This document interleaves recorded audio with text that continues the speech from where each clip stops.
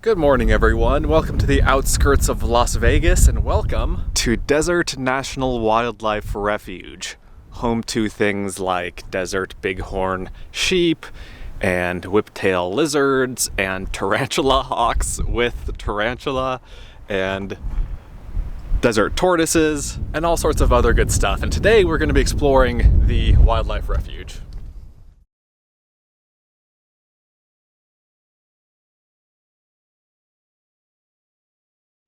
This is a map of the wildlife refuge, which is actually the largest in the lower 48.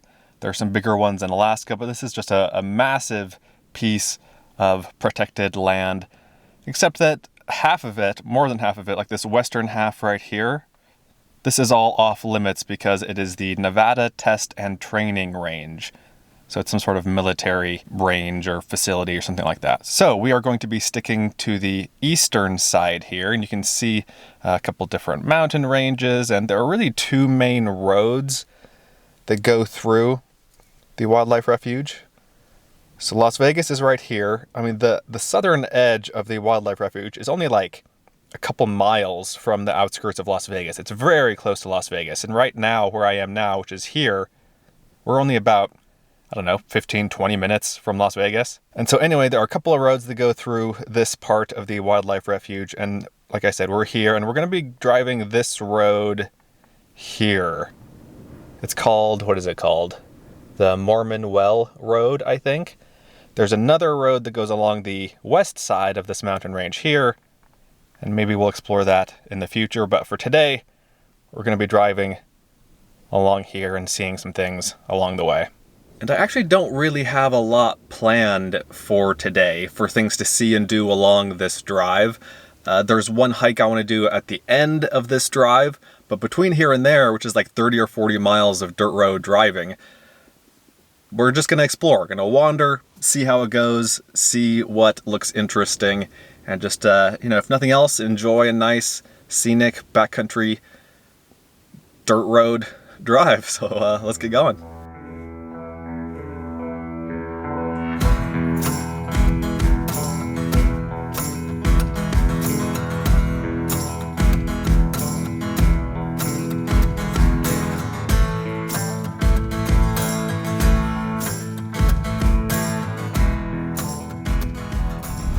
I passed a sign a little bit further down the road here, and I want to double back and show you and then explore a little bit around this area. I saw the sign here and thought, oh, okay, let's get out and look for some fossils. And I thought it would be harder than it actually is, basically directly to the right of the sign on this limestone here. So this whole thing is limestone. I saw some fossils just right here next to it. Not sure what kinds of fossils these are, but we got these pretty cool little spirals here.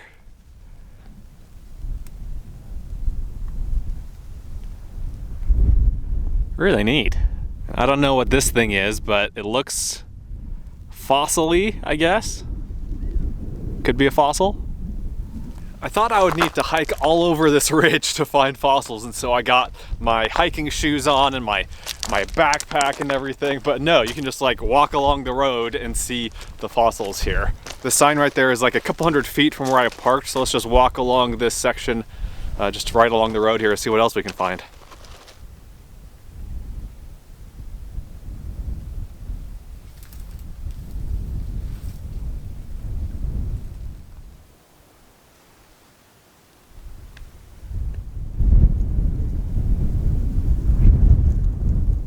Yeah, I mean, there are dozens or just hundreds of these things to see around here.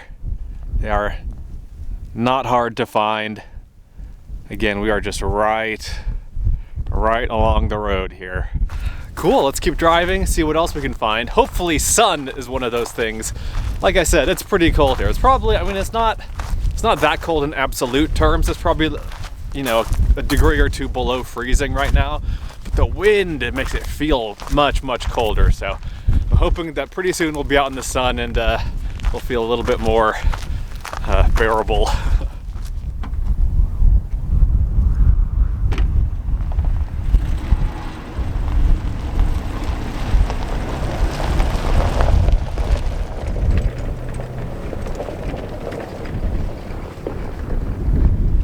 Okay, you're not gonna believe this, but I just filmed that shot of me driving in front of this here, and I'm walking back to my car and I found another knife. Looks like a switchblade on the ground. What the heck? It's not coming out. Huh. I don't know why. I found one knife a week ago. I find all sorts of knives on the ground. Weird.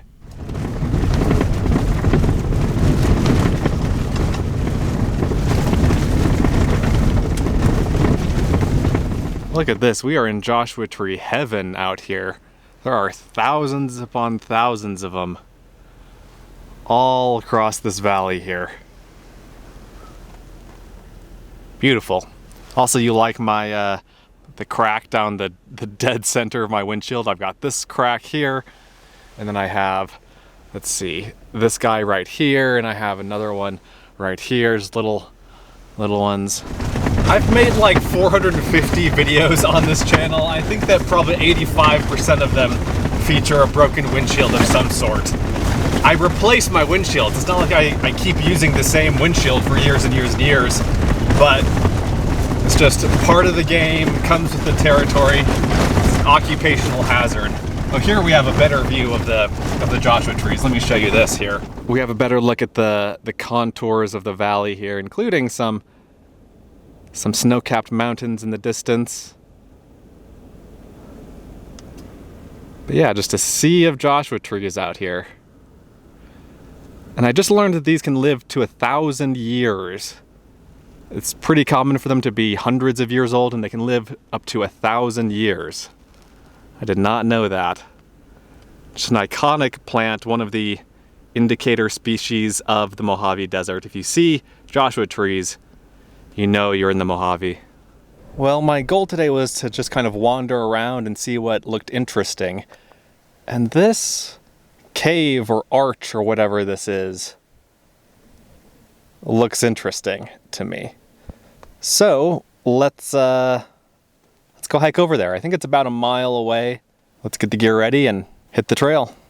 I tried a little bit more to get the knife working. I think it's just been laying out in the elements for a while and it's just gunked up and messed up. So I don't even know if switchblades are legal to own or to carry in Nevada, but it's in the car. I'll probably just end up tossing it. So one less piece of trash out in the desert, right?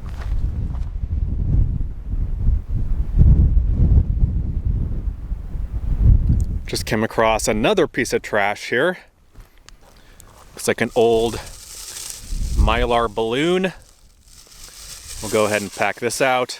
And I saw something glinting over here in this wash that I'm crossing. Looks like we'll have the chance to take out another piece of trash, a can. It's been out here for a while. There are no distinguishing marks on it or anything. I keep getting distracted here. If I find other pieces of trash, I won't show you me picking them up. You don't need to see that, but let's focus on getting to our destination. Let's focus on getting to the arch.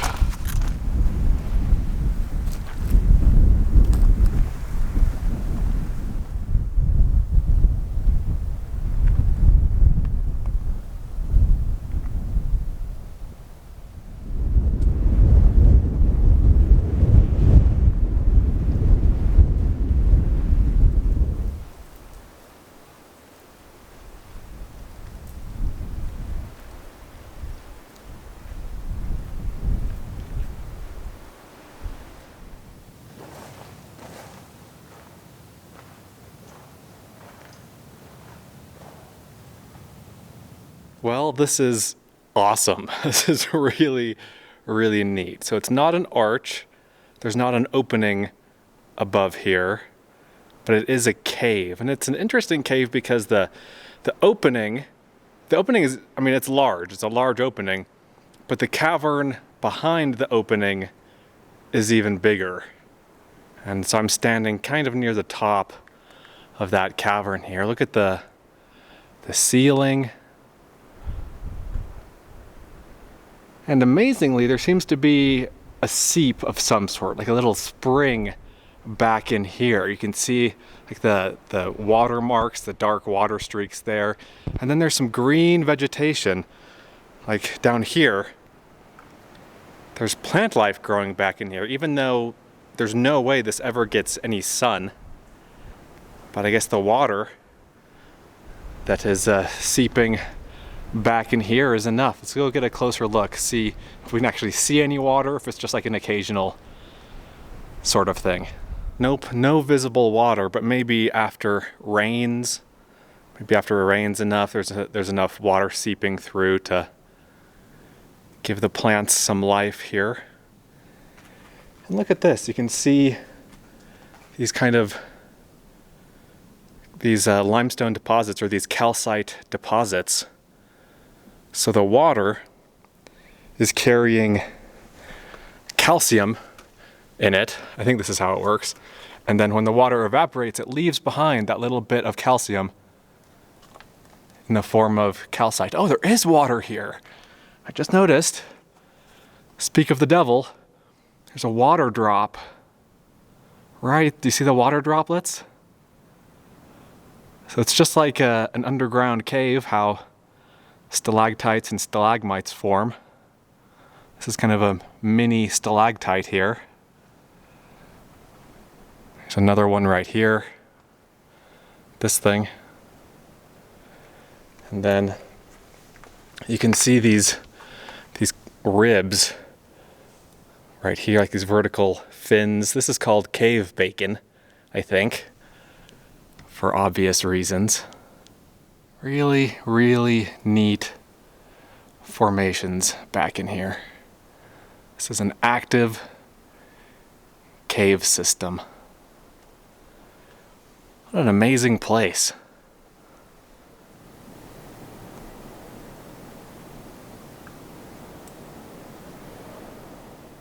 And then we have these little mini stalagmites, little stalagmites in embryo right here.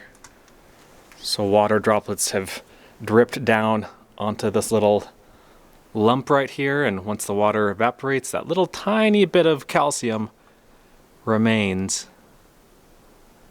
And that's how these cave features are created. Echo! Hello! I'm lower down in the cavern now, so we can see out a little bit better.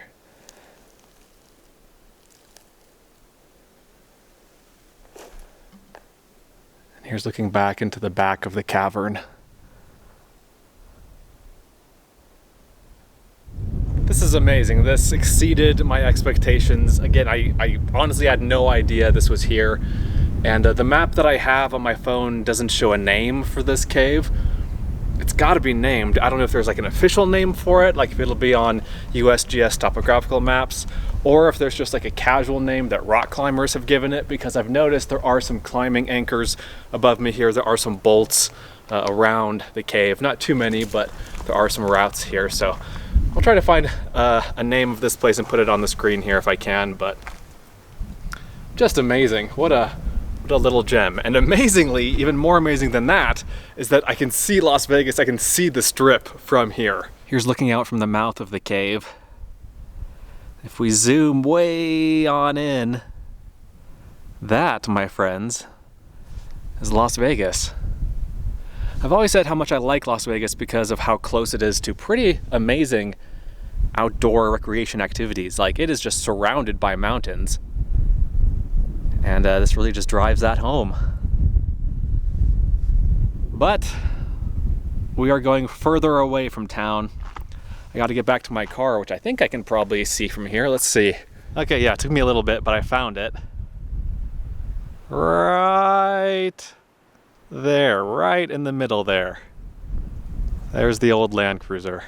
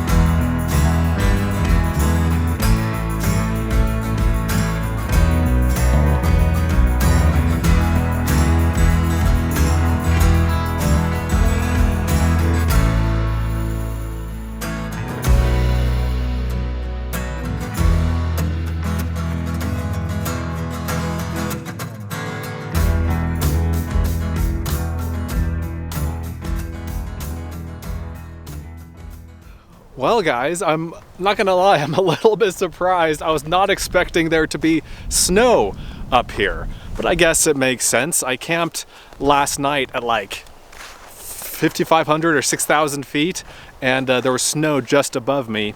Here I'm at a pass. This is the highest point of the entire drive of this road here. It's called Mormon Pass. We've got a sign here and everything. Elevation 6,683 feet. Looks like we have a trail that goes off in this direction. So there's a mountain range over here. It's called the Sheep Range. The highest point over there is just under 10,000 feet. Can't really see it from here. I mean, you can kind of see, let's see, you can kind of see some mountains through the trees here. That's the Sheep Range to the west. To the east, this is the Las Vegas Range, these mountains here. I think the highest over here is about 7,000 feet. The road so far, so I've been going in snow for a couple miles, I think. Like at first it was just normal desert dry ground, and then it started to get kind of muddy, and then it started to get into the snow. And luckily, it's the day after the weekend, it's Monday, and so I'm guessing people yesterday were driving this and have been driving this for the last few days. The snow is rock solid. Like there's no danger of me sinking into the snow here or getting stuck in the snow unless I pull off the side of the road, or unless I maybe slip on the snow a little bit and go off into the snow. But the road continues down the other side of the pass here. Can't really see a whole lot beyond that right now. This is a really fun drive, guys. Even if you don't want to stop and do things off to the side, the drive is just really beautiful, and it's so close to Las Vegas. It's actually pretty amazing. So we're going to continue with some time-lapse footage. I don't really have anything else planned as far as stops go between here and close to the end of this road. If I find something interesting, I'll stop. Otherwise, this is just an awesome scenic drive that I can definitely recommend. And as far as the condition of the road, like the road itself, there were signs at the start of the road saying that four-wheel drive high clearance vehicles were required. This is that. This is a four-wheel drive high clearance vehicle. I don't think you need something like this for this drive. You definitely need some clearance. The road isn't like amazing, but I think I probably could have driven this in my RAV4. I think that something like a Subaru could drive this. It's really not that bad of a road. It's bumpy, it's rocky, but there aren't like huge rocky ledges, at least not that I've seen so far. Okay, let's hit the road. Cue the music, cue the time-lapse footage.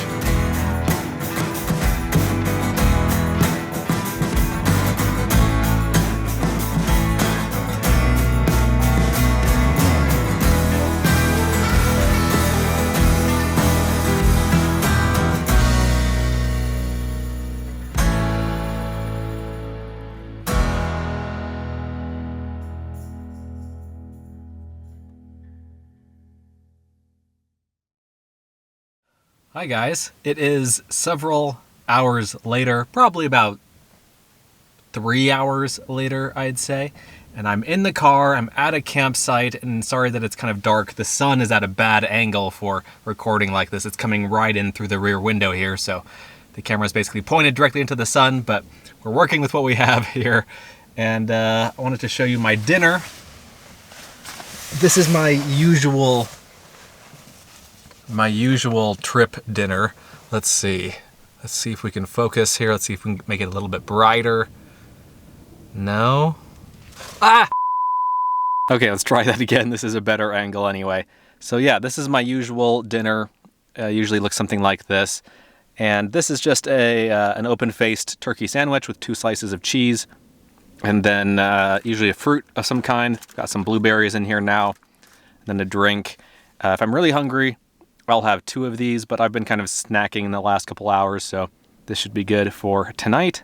And to finish up the drive and to finish up Desert National Wildlife Refuge, that was great. I really enjoyed that. The drive from where it was snowy, from that pass out to the main highway, took about an hour, and the road was definitely rougher on that half of the drive than it was on the half that's closer to Las Vegas. On that second half that started at the pass and went down, I was glad to have a little bit more clearance. I don't I don't know if I would have wanted to take my RAV4 on that part, on the northern half of that drive.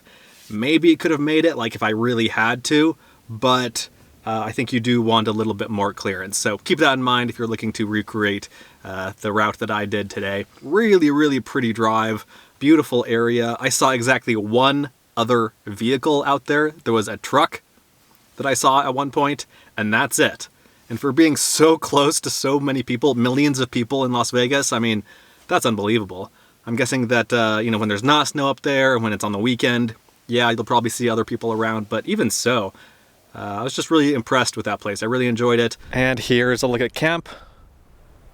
Again, a nice spot. It is kind of close to the road that's out here, but that's fine. And we have views of 3 different states here. So I'm in Utah, and like these mountains here are in Utah. These mountains here are in Arizona. And this over here, these mountains over here are in Nevada. And the camera has trouble focusing when it's pointed at the sun. But yeah, nice spot, Joshua trees, some snow-capped mountains, and a lot of wind. But thanks for watching. Hope you enjoyed the day's adventures. Let me know what you think. Let me know what your favorite part was. Let me know if you have any questions. And I'll see you soon in the next one. Be sure to check out Adventure Know-How, my new site, where you can gain access to a map of all of my free campsites, plus monthly bonus videos that you won't find anywhere else. Learn more at adventureknowhow.com. And for links to everything else SUV RVing related, visit suvrving.com. Links to these sites and more will be in the video description.